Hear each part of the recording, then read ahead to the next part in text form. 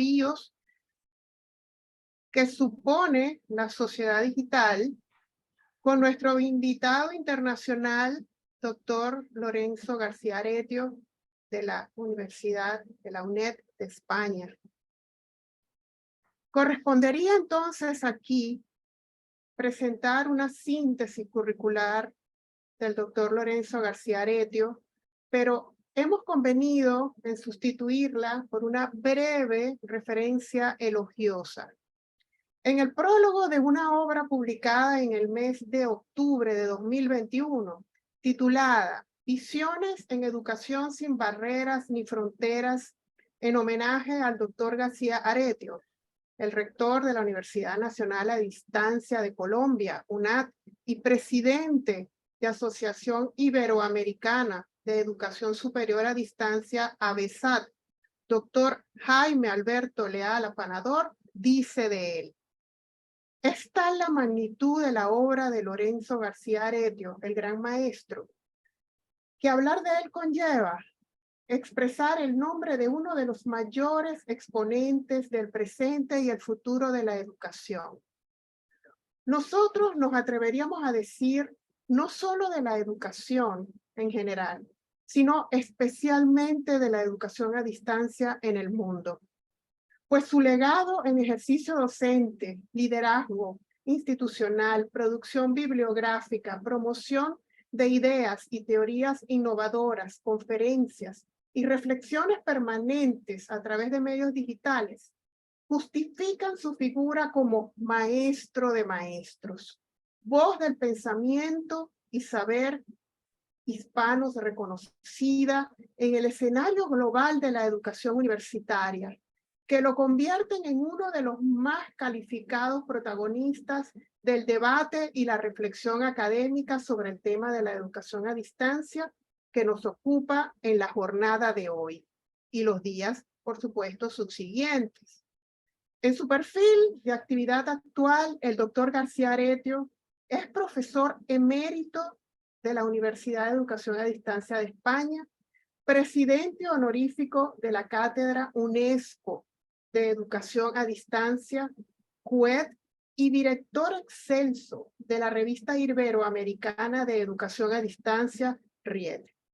Es para la Universidad Central de Venezuela, su vicerrectorado académico, el Sistema de Educación a Distancia de la Universidad Central de Venezuela y el Sistema de Actualización Docente del Profesorado UCB, un gran honor contar en la apertura de este evento con la elogiosa presencia del maestro don Lorenzo García Aretio, para nutrirnos con su conferencia Saberes y Competencias del Docente ante los desafíos que supone la sociedad digital. Bienvenido, profesor doctor Lorenzo García Aretio. El micrófono es suyo. Muchas gracias, estimada profesora Noguera. Dignísimas autoridades que puedan estar escuchando, participando de esta sesión. Un placer, queridos colegas universitarios. Me encuentro muy feliz de poder estar con ustedes. Hacía tiempo que no estaba en contacto, aunque sea virtual, con una universidad venezolana. Entonces, quepa mi satisfacción por esta oportunidad que me dan ustedes. Quiero felicitarles por estos aniversarios que vienen celebrando, a los que han hecho mención los anteriores intervinientes. Y deseo que las situaciones, las dificultades a las que también han hecho mención, las puedan superar. Porque, como bien han dicho, con el esfuerzo humano, con el trabajo, con el hacer universitario, estamos en la universidad, la academia, el centro de la verdad, el centro de la ciencia.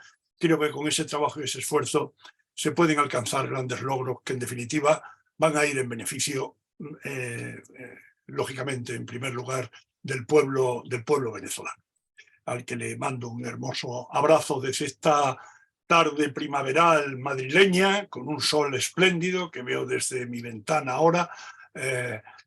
Ustedes están empezando la mañana Bien, amigas, amigos, no quiero distraerme más. Vamos a ir al grano de la invitación que me hicieron para hablarles de lo que ustedes me solicitaron hablar.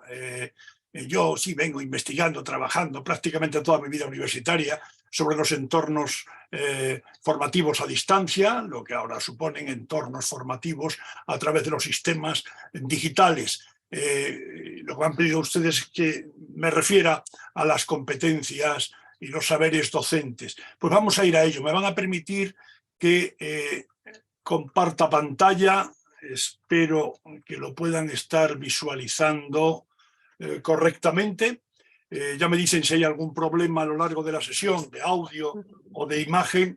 Se ve bien, profe.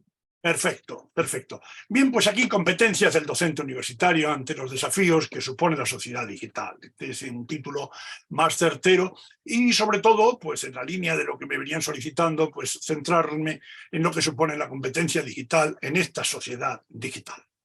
Bien, pues la idea mía es centrarme en este esquema que les presento en la pantalla, la realidad de otra sociedad, y algo tendremos que ver y algo tendrá que afectar este cambio brutal, esta disrupción tremenda que se genera en todos los entornos de nuestra sociedad, algo tendrá que afectar a la educación.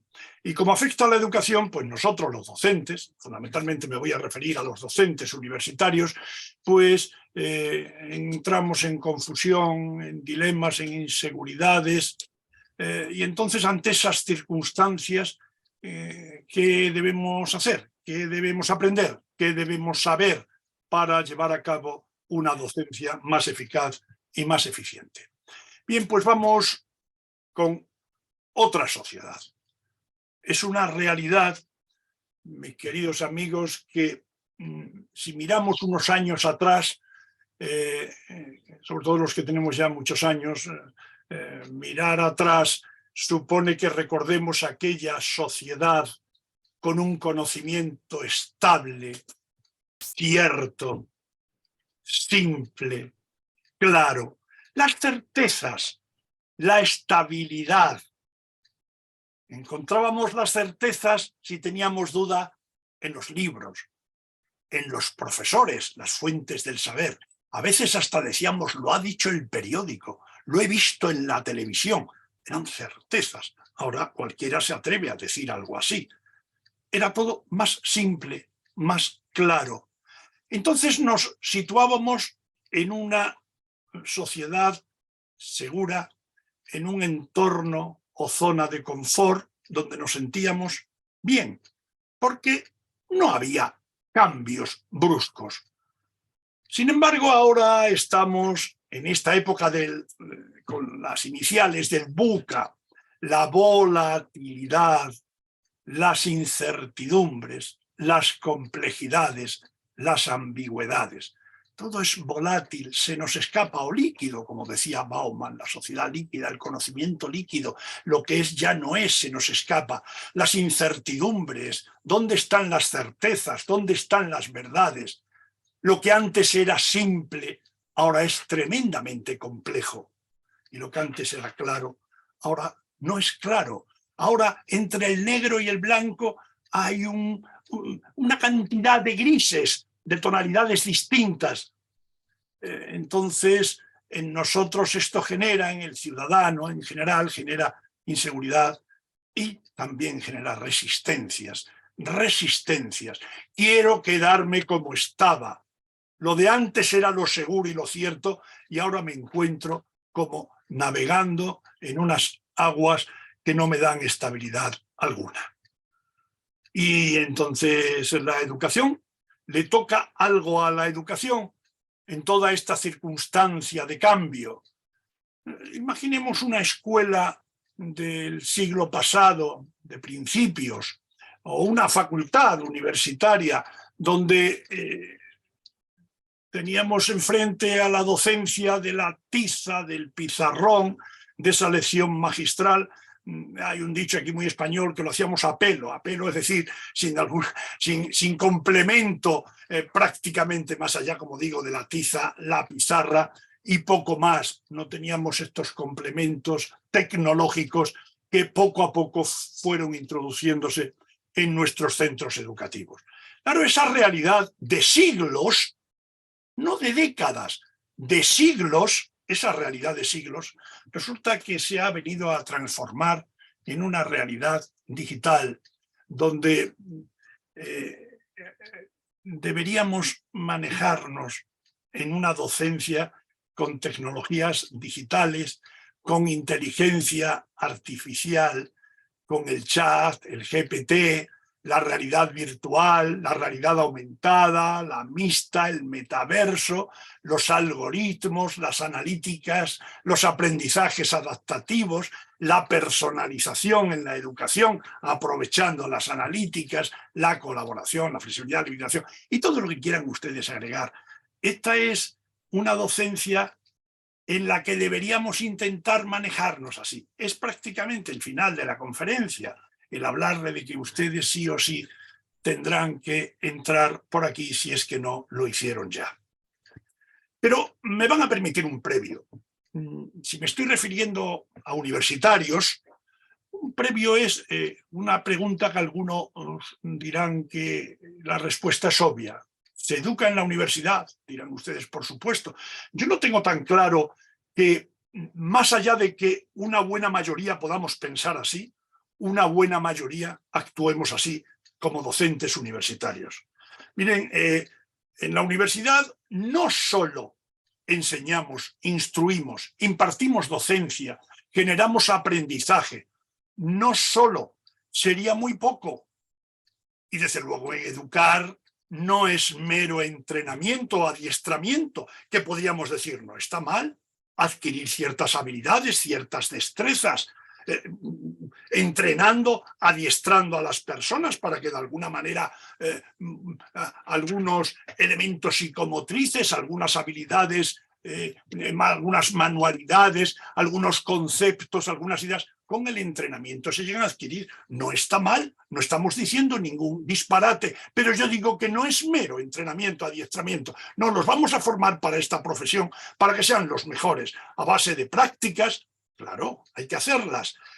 Ni mucho menos, de ninguna manera, educar, y en la universidad mucho menos, sería imponer, manipular, adoctrinar, amaestrar, que no es adiestramiento de habilidades. Por desgracia, esto en sistemas autoritarios, más o menos dictatoriales, en instituciones autoritarias, en pedagogías autoritarias, se viene presentándonos con más frecuencia de lo que quisiéramos. De ninguna manera eso es educar. Debería hacerse educación enfocada al logro de aprendizajes, al logro de patrones valiosos. Esto es la educación, porque yo puedo enseñar a ser intolerantes, insociables, delincuentes incluso, ladrones incluso. Puedo enseñar y se puede aprender. Obviamente yo no estoy educando, porque ni los patronos, ni los patrones son valiosos, ni los aprendizajes que se alcanzan tienen valor alguno. Esto lo deberíamos tener siempre presente. Pero hombre, si en la universidad lo que queremos son buenos profesionales, sí, buenos profesionales que sean personas, y que sean personas que hayan adquirido todos esos aprendizajes, todos esos saberes que tienen en sí mismo valor. Este es un previo que hay que tenerlo presente siempre. Ahora, entrando más en materia, si volvemos la vista atrás y pensamos cómo hacíamos hace 30 años algunas de las actividades que aparecen ahora en la pantalla, vean ustedes lo que les he mostrado ahí, cómo escuchábamos música. No me voy a detener, podríamos poner ejemplos concretos, pero creo que los tienen todos ustedes en mente. ¿Cómo nos informábamos hace 30 años? Piensen ustedes en los inicios de la década de los 90, década de los 80, del siglo pasado. Cómo tomábamos fotos, cómo almacenábamos información, cómo nos comunicábamos, cómo veíamos películas, cómo reservábamos viajes, hoteles, etc. Y hace 30 años pregunto yo en esa misma línea, amigas, amigos, ¿cómo educábamos? Hace 30 años, ¿cómo enseñábamos? ¿Cómo aprendíamos? Algunos atreverán a decir, pues como hace 40 años, como hace 80 años, como hace 100 años, más o menos. Ya, lo que sucede es que ahora el contexto es otro. He hecho referencia antes a esta sociedad que ya no es la que era, aquella sociedad, aquel conocimiento estable, fijo, cierto. ¿En qué entornos nos movemos? Unos entornos totalmente diferentes, unos entornos digitales. Y claro, es que no es solamente el contexto, no es solamente la sociedad en la que nos desenvolvemos, son los estudiantes que nos encontramos en nuestras aulas, sean aulas presenciales, sean aulas virtuales. Bien tienen poco que ver con esos estudiantes de hace 30, 40, 50 años. Los estudiantes que nosotros fuimos, o ustedes que son más jóvenes que yo, con seguridad, que fueron estudiantes, poco tiene que ver con estos que se encuentran ahora en sus aulas, insisto, sean presenciales o sean virtuales. Miren, podríamos resumir, podríamos hablar aquí de los nativos y de los inmigrantes digitales, de los residentes digitales y de los visitantes digitales. Bueno, podríamos entretenernos en esto que ha sido motivo de debate durante estas 2 décadas de siglo que llevamos, matizando pues incluso aquellos planteamientos iniciales que Prensky hizo con lo de nativos y residentes, con los de nativos inmigrantes digitales. Bueno, podríamos entrar en esos debates, pero como no ese es el foco de mi intervención, voy a hacer como una síntesis de estos estudiantes que tenemos ahora en nuestras aulas presenciales o virtuales. Ellos viven parte de su vida en línea. Las relaciones y las amistades son relaciones de intereses, no relaciones de espacio. Antes nos reuníamos en la plaza, nos reuníamos en la peluquería, nos reuníamos... No, ahora nos reunimos, puede ser que en esos sitios también, pero en la red, a través de intereses, formando comunidades, aquellas que me interesan, comunidades virtuales. A estos jóvenes les cuesta muchas veces distinguir entre lo real y virtual. Bueno, pues ahí estaríamos nosotros. Lo que pasa es que si no somos competentes digitales, demandan una información ágil e inmediata. No le venga con que próximamente, no le venga contando historias que ya no están actualizadas, porque a golpe de clic ese individuo, ese alumno, ese estudiante va a poder conseguir datos, como digo, actualizados de una revista de impacto, de un catedrático ilustre de las antípodas de su país, que le va a dar respuesta inmediata a aquello que él puede buscar. Gustan de la multitarea, están haciendo 4 cosas a la vez. Antes esto parecía imposible. Lo gráfico y lo audiovisual le llega mejor que los textos duros. Sí, claro, ya sabíamos que a los niños es así, no a los niños y a los jóvenes y a los adultos. El gráfico, lo audiovisual, porque estamos en un mundo de estímulos que giran en torno a la imagen, en torno al vídeo, en torno al audio. Entienden bien los hipertextos, por eso se mueven bien en la red. Gustan de aprender jugando, todo lo que tiene que ver con la gamificación, los juegos serios, aprovechémoslos en la educación. Bueno, y gustan compartir también la identidad digital. A lo mejor ahí tendríamos que estar los docentes para que de alguna manera sean prudentes y sean cautelosos cuando están compartiendo identidad digital donde no la deben compartir. En fin, son unos elementos, podríamos señalar muchos más. Ustedes ya hiciésemos un brainstorming, una tormenta de ideas, ustedes empezarían a pulsar, sí, y en mis aulas los hay también, que naturalmente, muchas más. Pero esta realidad que nos encontramos poco tiene que ver con aquellos estudiantes, como digo, de 2, 3, 4, 5 décadas atrás. Claro, si resulta que los dejamos porque nosotros no sabemos de eso, nosotros los profesores, que somos profesores antiguos, formados en otra época, pues claro, a ese nativo lo vamos a dejar huérfano. Este nativo está esperando que le ayudemos, que le orientemos a cómo manejar la información que existe en la red, por ejemplo. Que no consiste solo en estar con el TikTok, con el Instagram, con el Facebook, con el Twitter, compartiendo a esos intereses a los que yo me refería antes, sino que hay algo más inmenso, inmenso, un mundo inmenso de posibilidades y de acceso al saber, al conocimiento, al aprendizaje. Esos estudiantes residentes, pues los dejaríamos, si nosotros decimos que no sabemos de eso, probablemente inmóviles. Es importante esto, ¿verdad? Vista esa situación de nuestra sociedad cambiada drásticamente y de la realidad también de las situaciones referidas a la educación en esta sociedad, los docentes, digamos, los pobres docentes, ante estos dilemas. Seguimos con el gráfico anterior. Veíamos antes cómo educábamos, ahora con este contexto y con los estudiantes, pues surge esto que tienen en la pantalla, diría, el futuro. Querido colega, vamos a sufrir y vamos a llorar juntos. ¿Hacia dónde va la universidad entonces? ¿Sobre qué, cómo, dónde, cuándo educar? Miramos, nos esforzamos en evolucionar, en reformar, en cambiar, en transformar, en hacer disrupción. ¿Nos lanzamos a ello? ¿O nos quedamos en esa zona de confort, con seguridad, con asideros fuertes? Y ya está. Yo siempre lo hice así y así no me iba mal. La transición de los docentes.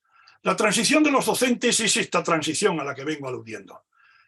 Pasan de lo sólido, estable, repetitivo, cierto, cerrado. Yo preparaba mi materia, mi clase, ya la tenía preparada para todos los años sucesivos, porque no iba a haber novedades.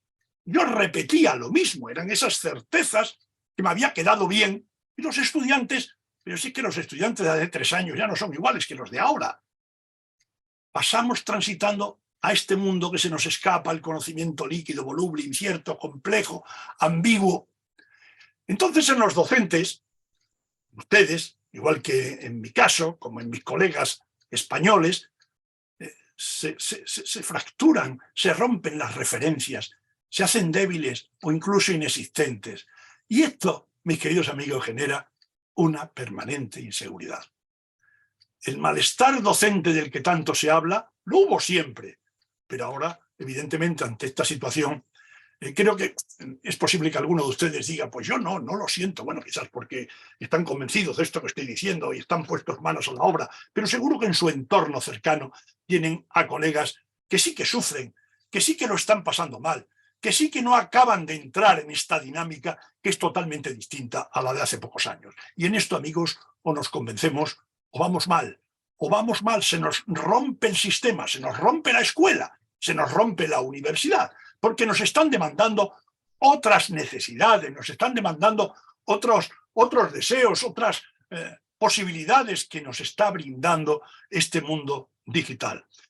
Tanto hay inseguridades porque, como todo cambia, como nada es duradero, y además lo hace a gran velocidad, yo muchas veces digo, ya que tengo cierta edad, ya me ven ustedes que tengo cierta edad, digo, y claro, entonces tengo más próximo el salto a la otra parte, ¿verdad? Digo, madre mía, la cantidad de cosas que me voy a perder. Porque es que de hace unos meses ahora, qué sé yo, antes no había ChatGPT. Y esto lo tenemos de hace 3 meses. Y ven ustedes a la velocidad que va todo lo de la inteligencia artificial, simplemente por ponerles un ejemplo. Entonces, ante esta situación, somos educadores, somos docentes, somos profesores en la universidad y formamos ¿para qué mundo? ¿Para qué sociedad en esta permanente mutación? Y a nuestros estudiantes, por Dios, ¿en qué actitudes y hábitos? ¿A qué les comprometemos? ¿En qué valores? ¿Qué costumbres? ¿Qué hábitos? ¿Qué consejos? ¿Estarán ustedes de acuerdo? Y aquí hay un montón de dilemas, de desconciertos, de incertidumbres que nos están tocando vivir. Vuelvo a decir, diríamos que hace 20 años, si yo doy esta conferencia, pues diría más o menos también, hombre, sin tecnologías digitales, pero diría también que hay grandes desconciertos porque los cambios van muy deprisa, pero serán ustedes conscientes y estarán de acuerdo conmigo en que situación como la actual, es decir, lo que ha sucedido, que si opongan ustedes, por ejemplo, cuando han surgido estos aparatos. Cuando han surgido estos aparatos, ¿qué cambio tan brutal se ha generado? ¿Qué cambio, qué disrupción tan brutal se ha generado de estar con el teléfono del cable a estar con los móviles, con los celulares? El mundo a nuestro alcance, en la mano. Pero claro, esto es tan radicalmente diferente que ignorarlo, no, pues hay quien en educación lo sigue ignorando. No, estas cosas para la medicina digital, para la gobernanza digital, para el comercio digital. No, en la educación Miren, en efecto, hay un mundo tan cambiante que para nosotros los docentes se están tambaleando, voy a lo que me interesa, los principios pedagógicos que fueron, amigos míos, permanentes durante siglos. Los principios pedagógicos, me estoy recordando ahora los de la escuela nueva de finales del siglo XIX. Son principios pedagógicos que, bueno, que tienen ustedes acceso. Si quieren ustedes, afortunadamente hoy, basta con hacer una buscadita en Google y tienen ustedes ahí pues, los principios pedagógicos clásicos de la escuela nueva de finales del siglo XIX, que fueron perdurando década tras década, década tras década, y que yo mantengo y tengo publicado por ahí, que siguen vigentes hoy día. Lo que pasa es que se han potenciado precisamente gracias a las tecnologías digitales. Se escribe mucho, mucha literatura, están saliendo... No, mire, esos principios pedagógicos que fueron permanentes durante siglos, ahora nos parece que se tambalean. ¿Cuánto se escribe en Internet? ¿Cuántas cosas maravillosas y cuánto disparate? Si no sabemos discernir lo que estamos leyendo, lo que estamos visualizando en un vídeo, por ejemplo, de dónde proviene, qué garantías, qué credibilidad. Claro, por falta de solidez de todo lo que se viene generando en la literatura que aparece en Internet, que como digo es muchísima, parte de ella buena, muy buena, y otra mala, mala, negativa. Por falta de solidez de muchos nuevos principios, de personas que se ponen a escribir sobre cuestiones pedagógicas, que todo lo que han hecho ha sido dar 2 años clase en una institución, impartir docencia, y ya se atreven, sin haber estudiado previamente, a impartir, no sé, bueno, si están contando una experiencia concreta que han tenido, eso sí es positivo, yo animo a hacerlo. La pedagogía entonces, usted no, si usted es matemático, usted es físico, usted es jurista, usted es igual, que si usted es docente, usted deberá tener en cuenta la pedagogía. Y esa pedagogía, esos principios pedagógicos, no quiero decir que yo esté defendiendo la pedagogía porque soy pedagogo, obviamente, sino porque realmente estamos hablando de educación. Y, hombre, algo tendremos que decir los pedagogos que nos dedicamos a estas cosas, ¿no? La pedagogía se quiebra y entonces se tambalean esas referencias. Ya no sé lo que es sí y lo que es no, lo que es verdad y lo que no lo es. Se tambalean esos modelos, los valores, todas las creencias y certezas que antes eran consistentes, que no había problema, que esto es así, que educamos así, que los valores son estos. ¿Ahora está usted seguro de que sí? Pues dilemas, desconciertos, inseguridades. Miren, en el mundo digital debemos pensar en formar para promover aprendizajes siempre valiosos para la vida presente y futura. Esto no se les olvida, aprendizajes valiosos. Para unas profesiones que aún no existen, que pocos hijos van a poder trabajar en una profesión similar a la de sus padres, maestros, con unas herramientas que apenas se han desarrollado y respondiendo a problemas que aún no se plantearon. Qué complicado, ¿verdad? Parecen obviedades todo esto que estoy diciendo, pero si nos paramos a reflexionar, ¿qué papel tan complicado nos deja la sociedad a los docentes? Por eso es apasionante nuestra profesión. Y claro, hemos de hacer todo eso nosotros, docentes, que nos formamos en décadas pasadas, con patrones de décadas pasadas, y que estamos enseñando a alumnos de esta década, los que tenemos en nuestras aulas presenciales o virtuales. Alumnos que van a trabajar en décadas futuras. ¿Cómo montamos esto? ¿Cómo desarrollamos y le damos brío y coherencia a todas estas cuestiones? Miren, ya la pregunta va siendo entonces qué compromisos, competencias y perfiles consideraríamos más apropiados para ese docente de hoy.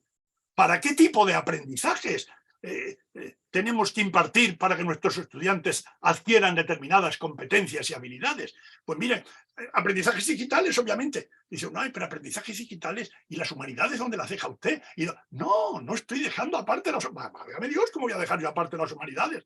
Estos aprendizajes digitales desde dos perspectivas. La enseñanza y aprendizaje digitales, mira, aprovechando las tecnologías digitales también para esos aprendizajes de las humanidades.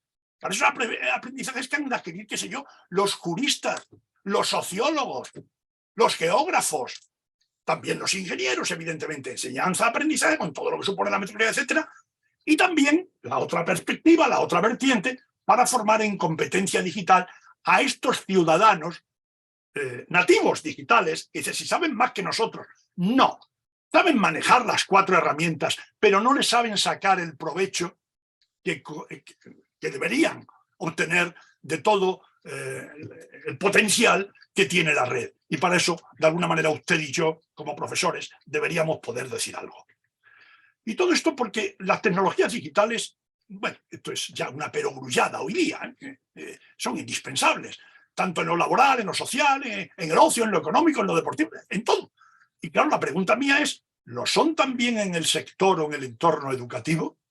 ¿Son así de indispensables las tecnologías en el entorno educativo? Digo, pues claro, pero usted en su entorno de su universidad, de sus departamentos, de sus facultades, de sus centros, ¿lo están viviendo? Sí, yo sí. Bueno, y su colega, claro, lo siguiente sería la competencia digital hoy, por tanto, es necesaria para desenvolverse en la sociedad.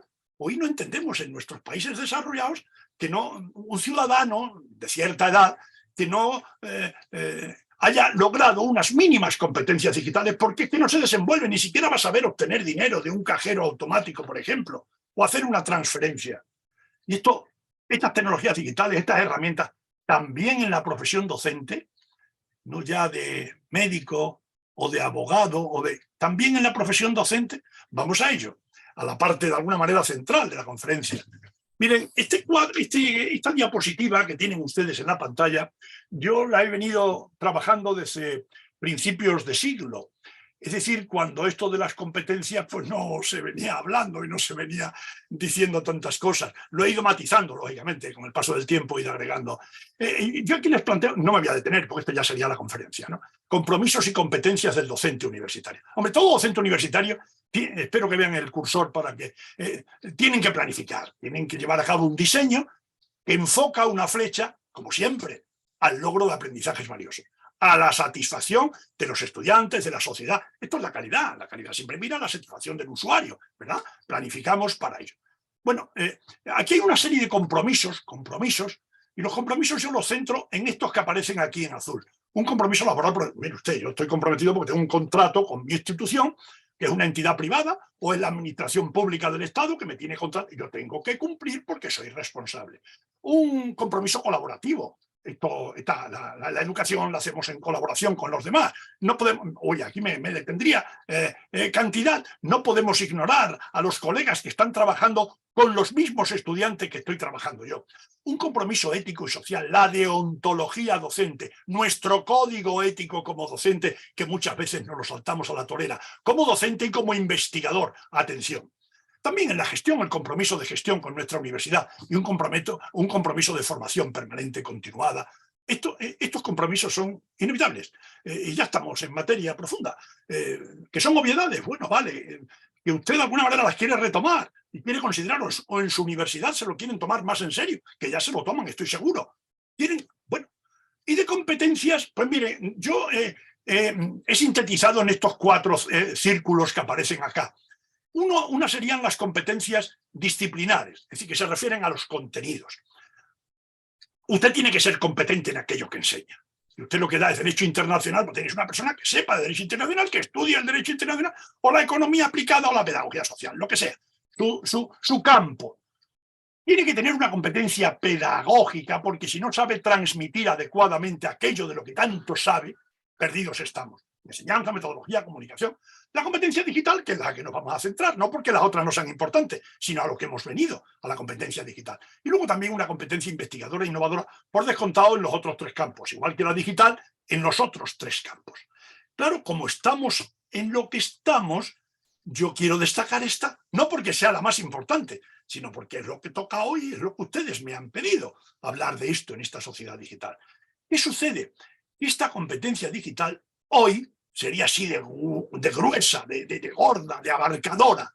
Está tocando todos los ámbitos de las otras competencias y de los otros compromisos. Perdón. Querámoslo o no, esto es así. Y si cerramos los ojos ante esta realidad, vamos directos al fracaso. Nos quedaremos atrás. Nos pasarán por la izquierda y por la derecha. Y nosotros dormitando, diciendo, qué buena y qué importante era nuestra Universidad Central de Venezuela hace 30, 40 años. ¡Qué maravilla! Sí, yo no lo niego, qué maravilla. Pero si ustedes no corren y se ponen al día, seguro, ustedes y yo, vamos todos, que nos vamos a quedar muy atrás y nos van a superar. Nos van a superar, pues todas las posibilidades que hoy brinda la red. Hoy no me quiero alargar en ello, porque si dormitamos un poco, insisto, nos pasan, pero a gran velocidad.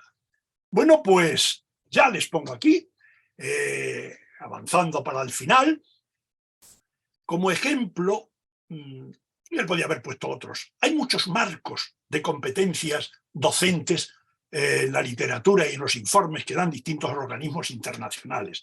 Bueno, yo aquí me he agarrado, diríamos, pues al español, al marco de referencia de la competencia digital, perdonen ustedes, de la competencia digital de los docentes en España, que está de alguna manera sujeta a ese marco de competencias digitales docentes de la Unión Europea y de la UNESCO.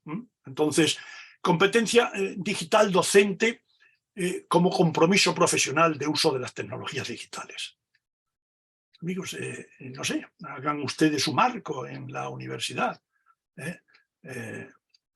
Hagan su marco para usar esas tecnologías digitales en la comunicación, en la colaboración, en la práctica.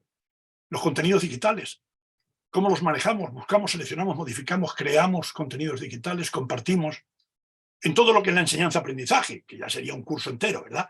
¿Cómo hacemos la enseñanza? Esa enseñanza digital, la orientación, el apoyo, la autorregulación, evaluación y retroalimentación con las tecnologías digitales, las posibilidades inmensas que nos dan para la evaluación, todos los registros y todas las evidencias. Claro, ustedes a mí no me han pedido que yo les hable de educación a distancia, aunque tienen experiencias interesantísimas ahí en su universidad y que es más a lo que yo me vengo dedicando.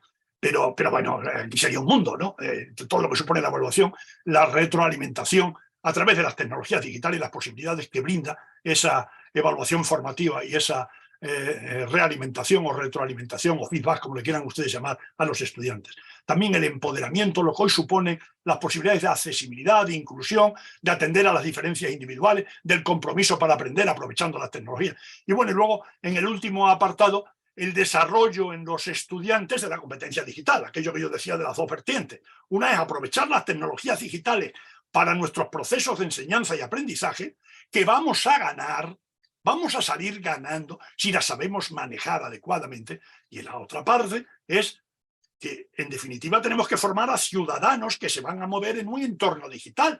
Más allá de que aprovechemos para enseñarle cualquier saber de su especialidad, según quien me esté escuchando ahora, más allá de eso, es que ese ciudadano que estamos formando se sepa desenvolver en una sociedad en la que para ir a comprar o para comprar utilizamos las tecnologías digitales y que cualquier actividad que tengamos enfrente realmente se está moviendo con este tipo de actividades. Ya les pongo aquí en este marco un poco más, no, es que no nos podemos detener más, no sé cómo podría quitar de aquí la barra esta de abajo, si es posible, porque no se leen las. Entonces, competencia digital docente en la alfabetización digital, el desarrollo profesional, el uso con criterios pedagógicos de estas tecnologías, esto es fundamental, para el diseño y planificación al que aludía antes, para todo el desarrollo del proceso del cuatrimestre, del semestre, del curso entero, para gestionar, para crear y compartir contenidos, para fomentar la participación y la colaboración de nuestros estudiantes, tanto lo que pueden ser comunicaciones verticales como comunicaciones horizontales, tanto lo que pueden ser síncronas o asíncronas, tanto lo que pueden ser presenciales o a distancias, todo lo que supone la evaluación y la realimentación, la gestión y administración del aula grupo, la gestión de la información, el desarrollo de la competencia digital en los estudiantes, el empoderamiento, el uso cotidiano en todo lo que supone la resolución de problemas, el uso creativo que veríamos aquí, la investigación y la innovación, la privacidad, la ética, la seguridad, que todo esto es importante, que también lo sepamos manejar. Es decir, nosotros tenemos que ser conscientes de todos los peligros que tienen las tecnologías digitales, de todos los peligros que tiene Internet. Pero entonces, ¿qué pasa? ¿Cerramos esto? Este es el gran error también de algunos sistemas autoritarios. Entonces, cerramos esto para que los ciudadanos no lleguen a... Es como, qué sé yo, cuando empezaron a aparecer, yo recuerdo aquí en España, se abrió el régimen, la dictadura que tuvimos, ¿no? Y entonces, qué sé yo, en los kioscos de prensa, pues empezaron a aparecer algunas revistas con señoritas prácticamente en pañales, ¿verdad? Y entonces decían que había que cerrar los kioscos. ¿Pero qué disparate está usted diciendo? cuando en los kioscos se vende prensa, se venden libros. Es como decir, cerramos la televisión porque hay algunas películas o algunas series que son... No puede usted hacer eso. No podemos cerrar Internet. Porque ahí está formar a los estudiantes en la libertad, en la autonomía, que se sepan regular, que sepan llegar allá donde de alguna manera les va a surgir beneficios para ser ciudadanos de bien, para ser ciudadanos que de alguna manera apoyen al desarrollo del país en el que se encuentren como ciudadanos. En fin, vamos terminando haciendo unas consideraciones finales sobre la competencia digital. Mire, yo me pregunto aquí si en los departamentos, en sus facultades, en sus centros de la universidad, pueden caer en la cuenta de que sería una competencia esta transversal. Si atraviesa todas las demás competencias que pueden ustedes tener establecidas en su marco regulatorio, no estaría nada mal. Que caigan en la cuenta de las posibilidades que tiene aprovecharlo bien. Y bueno, no, nosotros no tenemos nada que ver con eso, es allá los ingenieros, los técnicos, los informáticos. Es decir, que las podamos incluir en las otras competencias genéricas. Y ahora, una cuestión que yo me planteo, y que no sé en Venezuela, si esto se lo han planteado ustedes. ¿Están ustedes dispuestos, o desde las administraciones públicas, desde su Ministerio de Educación o de universidades, como estén organizados, de evaluar la competencia digital docente? Es decir, ¿podríamos poner una exigencia a nuestros docentes de que se pueda acreditar y certificar si son o no competentes digitales para desenvolverse en una universidad del siglo XXI? Pues habría que plantearse esto, que ya se está haciendo en muchos países. Evaluemos la competencia digital docente, exijamos esa competencia digital docente, que se preparen y naturalmente que se establezcan los sistemas de formación, de capacitación. Por tanto, miren, amigos, amigas, aquí se genera unas claras exigencias de cambios en la universidad. Cambios porque no solo hablamos de tecnología. Hay que cambiar los objetivos y los contenidos probablemente, porque estamos en otra sociedad. Cambios en las metodologías, en las actividades, en la evaluación, en la forma de comunicarnos, en la organización de tiempos y espacios, en la gestión y finalmente en la generación, difusión y acceso al conocimiento. En definitiva, yo lo que creo es que hay que pensar de otra manera la universidad. Si la seguimos pensando como la de hace aquellos 30, 40, 80 años, mal vamos, más allá de que fuese una maravillosa universidad para la época aquella, pero no para ahora. Pensar de otra manera la universidad, porque ya está aquí o está viniendo todo esto que aparece en la pantalla. Esto no es ciencia ficción, mis queridos amigos. Empezaba así mi sesión de esta tarde, de esta mañana. Empezaba así. Esto ya está aquí o está viniendo. Entonces, de verdad, cada vez va a ser más difícil optar, mis queridas amigas y amigos. Mi apuesta, por tanto, es docente, universitario en este caso, competente, digital, sí o sí.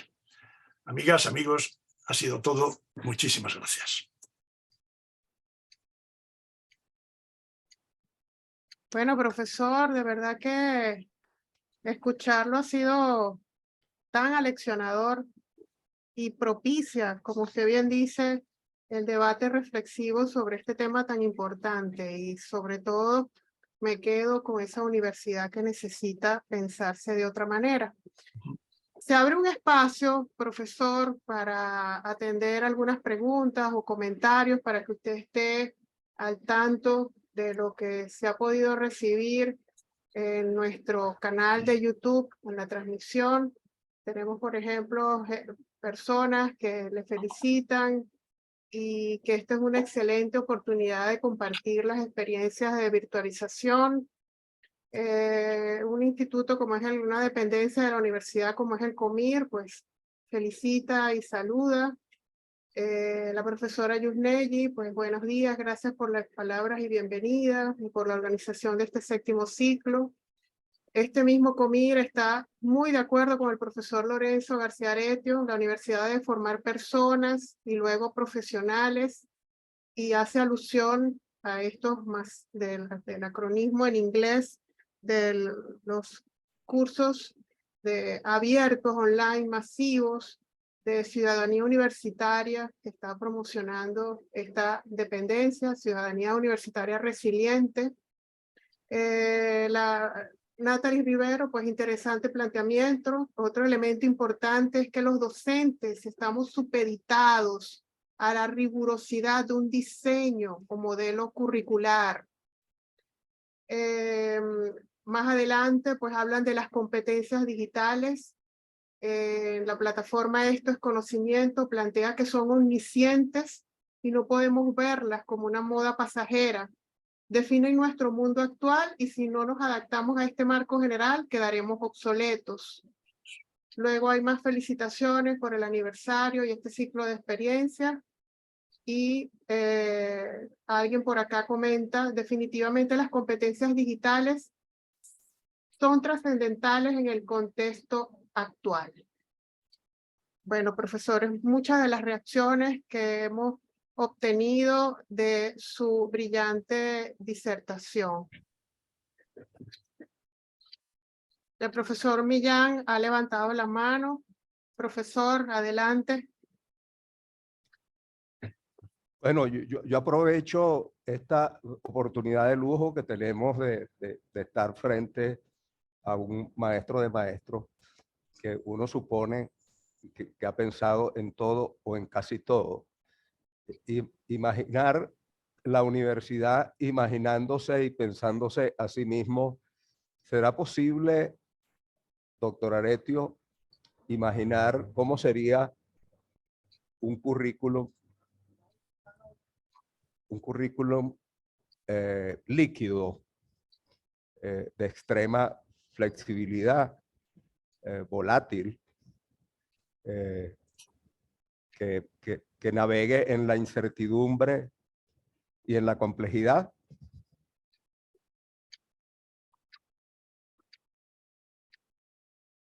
Sí.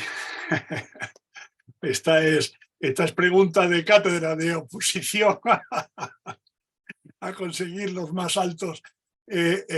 Mire, yo cuando hablo de educación a distancia en la sociedad digital, educación digital en este campo, siempre hago una mención y lo pongo con mayúscula prácticamente ocupando toda la pantalla, que es esa virtualidad de la educación a distancia, de la flexibilidad. Usted lo ha dicho también entre sus palabras, la flexibilidad. Es decir, cuando hablamos de lo líquido, esto que es y ya no era, o es decir, que es ahora, pero que no es como era antes y que no es como va a ser después, y que se nos escapa y que se nos escurre y que entonces cómo formamos y cómo hacemos.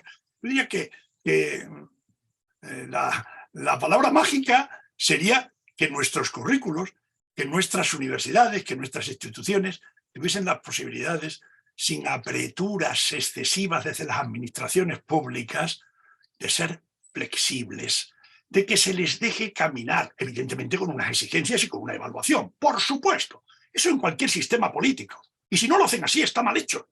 Es decir, los controles deben existir. La evaluación de la calidad de los sistemas educativos, y ustedes lo que están formando son médicos, si ustedes lo que están formando son psicólogos, ustedes tienen de alguna manera que acreditarse y tienen que sacar los mejores profesionales. Pero no olvidemos, personas, excelentes médicos, personas, excelentes psicólogos, etc. Eso por supuesto, eso lo tenemos que ver. Pero en este mundo tan flexible, tan voluble, tan incierto, tan complejo, que no salgamos de las rigideces curriculares que se nos imponen desde arriba, es, desde mi punto de vista, un grave error. Flexibilidad. Miren, lo que ha sucedido con esto de la flexibilidad es que con motivo del confinamiento y de la pandemia, que ha sido, antes lo dijo uno de los intervinientes, una tremenda oportunidad ante tanto horror que supuso la pandemia en todos los países del globo prácticamente, pero supuso muchas oportunidades en el ámbito educativo en concreto, en el que yo me he venido moviendo. Y tienen ustedes en uno de mis blogs, pues prácticamente en aquella época del confinamiento casi escribí una entrada en el blog diaria orientando, porque había tal desorientación de que resulta que el sistema educativo no paraba. No estaba de vacaciones, había que seguir impartiendo docencia, pero ustedes no pueden salir de casa, todo el mundo encerrado en sus casas, confinados, pero el sistema educativo no para. Claro, esto fue una tremenda oportunidad. Claro, se cometieron muchísimos disparates, pero para mí los profesores aquellos fueron unos héroes, porque prácticamente sin saber, sin entender, bueno, hubo muchos que pasaron de aquello, ¿no? Pero buena mayoría intentaron aprender, intentaron seguir, intentaron... Bueno, lo que resulta es que en aquella época, sobre todo en los 2 años del 20 y el 21, ustedes saben, pues claro, seguro que sí que lo saben, pero yo es que estuve indagando sobre eso porque me dedico a ello, ¿no? Lo que se publicó en la red, fundamentalmente la literatura que surgió, y que giraba prácticamente sobre estas variables. Sincronía, asincronía, presencia, distancia. Pero ¿cuánto se ganó con eso? Es decir, que podíamos combinar docencia síncrona con asíncrona. Y en su momento, cuando ya se pasó del confinamiento, estábamos en el posconfinamiento o confinamientos intermitentes, a medias, las clases, depende, porque esto en cada país fue una realidad diferente. Entonces, teníamos sincronía, asincronía, presencia, distancia, mezcla, blended, combinación, hibridación, todo este gazpacho de terminologías nuevas que muchos empezaron a aprender. Lo que pasó es que no salimos de esas variables. Esto fue tremendamente erróneo y yo lo estuve sufriendo, porque lo que te estaban pidiendo es cómo hacemos sincronía, asincronía en línea, cómo combinamos la presencia con la distancia. Oiga, que estamos olvidando las demás variables curriculares, los procesos de enseñanza-aprendizaje, las actividades, los procesos de evaluación, todo lo que suponen las metodologías distintas que hay. Bueno, pues en todo este mundo de variables curriculares alterables, es decir, aquellas en las que ustedes pueden meter mano, en el buen sentido de la palabra, es decir, manipulables, alterables, porque hay otras variables que ustedes no las pueden alterar. Es decir, yo no puedo alterar el sexo, si son chicas o son chicos. Yo no puedo alterar la posición socioeconómica, yo no lo puedo hacer. Lo podrá hacer ayudando el gobierno o quien convenga. Yo no puedo alterar la raza. Es decir, hay unas variables que en algún caso sí que inciden en el aprendizaje. Puede ser el posicionamiento económico de la familia, por ejemplo. Pero yo sí puedo incidir en otras variables alterables que son las curriculares básicas. Usted puede, en todo lo que suponen las metodologías de enseñanza-aprendizaje. Usted puede intervenir en todo lo que suponen las propuestas de actividades. Usted puede intervenir en las formas de evaluación, en las formas de la información a los estudiantes, en todo lo que supone ayudarles para la autorregulación. Usted puede intervenir en todo eso. Y todo eso, por eso yo hablaba siempre... hoy tenía una diapositiva que se la pensaba poner, pero si me va a hacer demasiado larga la intervención, donde yo insisto mucho en los aprendizajes integrados. Es decir, integremos todas esas variables combinándolas adecuadamente, no solo el espacio y el tiempo, espacio, presencia, distancia, tiempo, síncrono, asíncrono, que es lo que estuvimos hablando, y dale, más, olvidando las demás. Integrémoslas convenientemente y aquellas acciones que se puedan hacer en línea síncronas, háganse. Aquí estaría el aula invertida, por ejemplo, que mire usted que puede haber situaciones que se pueden hacer en casa, y luego aprovechar el aula para intercambios, para manejar otras situaciones de enseñanza-aprendizaje, pero el busto parlante de aquello que usted le cuenta en el aula al estudiante, si hace a lo mejor un buen vídeo, que lo pueden mirar en casa, le puede dar para atrás, para adelante, no lo entiendo, lo veo otra vez, ahí se proponen unas actividades, se le dice que el jueves en el aula vamos a tener una sesión presencial con grupos, donde vamos a debatir sobre estas cuestiones, es decir, un poco al revés de lo que veníamos haciendo. Bueno, integrando todas esas metodologías. Y todo esto está en la base de la flexibilidad. Es decir, ¿me dejan ser un poquito flexibles? Es que la administración no se fía, es que el rectorado no se fía de que los profesores... Claro, si estamos con la desconfianza, pues lo mismo tienen ustedes motivos para desconfiar, o las autoridades que sean tienen motivos para desconfiar, yo eso no lo sé. Pero si no contamos con esos profesionales a los que yo me refería, con esos compromisos que aparecían en ese círculo, y nos creemos que un docente universitario, que es al que me estoy refiriendo, tiene comprometida esa forma de actuar, pues entonces es que no nos movemos. No, mire usted, no salgo de casa, no sé que se me vaya a caer una teja encima y me mate. No, me quedo aquí quieto. Yo no me muevo, yo sigo así, todo haciendo... No, en fin, por eso, perdona que me he extendido más de la cuenta, pero la flexibilidad es de alguna manera esa palabra mágica donde nos permite integrar unas variables, otras variables, y ahí nos podríamos mover un poquito mejor en ese mundo líquido, ese currículo líquido que, bueno, que tiene que plasmarse de alguna manera de una forma práctica, porque hay que planificar, hay que diseñar. Pero ese diseño y esa planificación también tiene que tener parte de flexibilidad. aunque la haya hecho usted, la haya hecho un equipo docente muy innovador, muy puesto al día en todas estas cuestiones, y que tampoco esto lo convirtamos en una moda.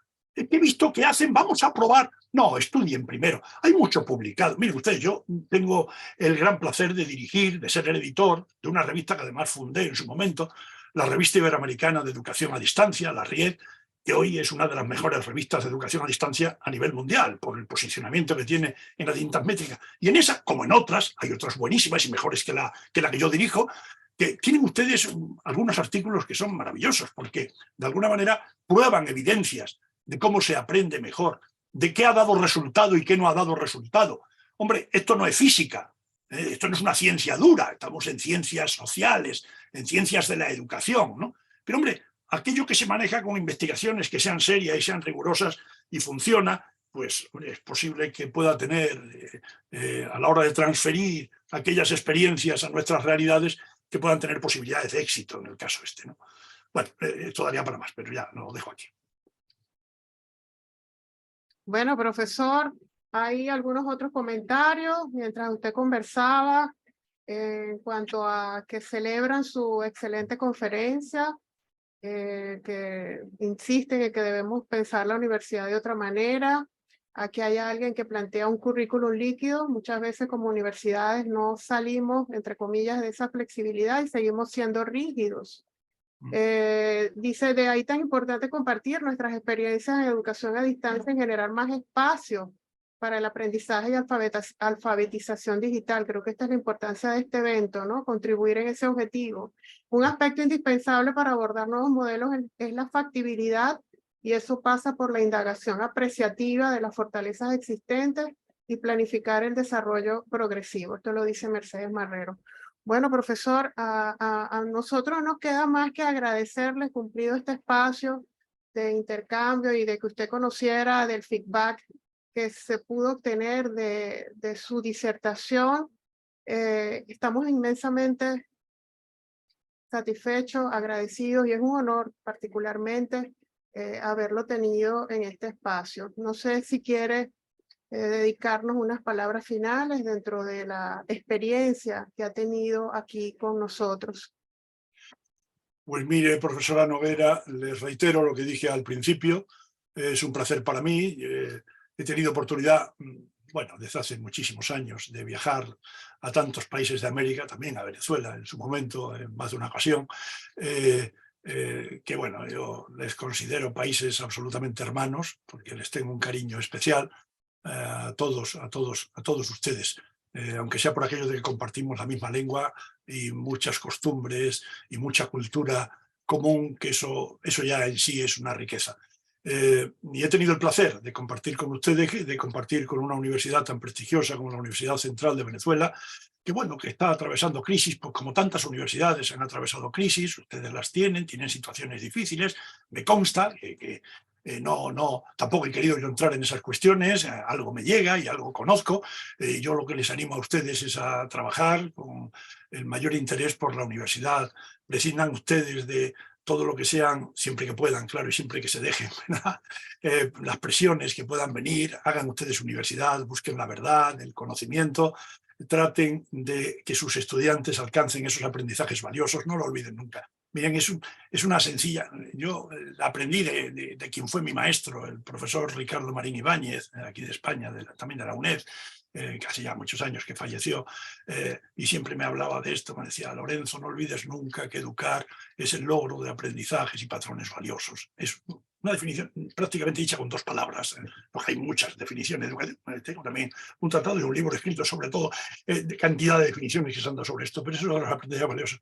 No lo echen ustedes nunca en falta, fíjense en eso, trabajen en pos de eso, y yo creo que así pueden superar las dificultades. Hombre, pero siempre exijan ustedes, miren hacia arriba y pidan y convenzan a quien tienen que convencer de que la universidad es muy importante, que no se la pueda dejar de la mano de Dios, que a la universidad hay que atenderla, hay que mimarla, hay que subvencionarla, hay que ayudar a los profesores. Los profesores tienen que estar ilusionados, incentivados, formados, capacitados, pero esos incentivos también se tienen que notar en que un profesor universitario es una persona importante y que se tiene que desenvolver con cierta soltura también económica para hacer mejor también su trabajo.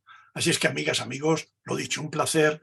muy grande y un abrazo fuerte para todos ustedes desde España. Hasta otra ocasión. Gracias, profesor. De verdad que nos quedamos con ese último mensaje. Muchísimas gracias por su generosidad. Un saludo. Hasta otra Gracias. ocasión. Adiós. Gracias. Bueno, seguidamente